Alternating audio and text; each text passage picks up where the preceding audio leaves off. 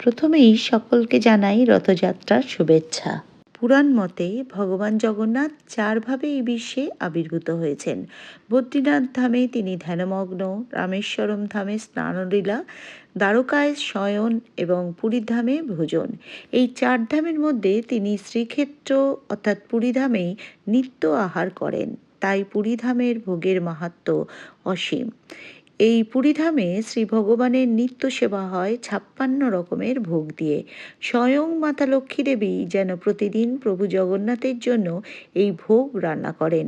জগন্নাথ দেবের ভোগ গ্রহণের পর মাতা বিমলা দেবী সেই প্রসাদ গ্রহণ করে থাকেন।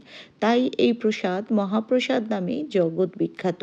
এই মহাপ্রসাদে থাকে ৯ রকমের চালের পদ, ১৪ রকমের সবজি, ৯ রকম দুধের জিনিস, ১১ রকমের মিষ্টি, ২৩ রকমের পিঠা পুলি মালপোয়া ও অন্যান্য জিনিস।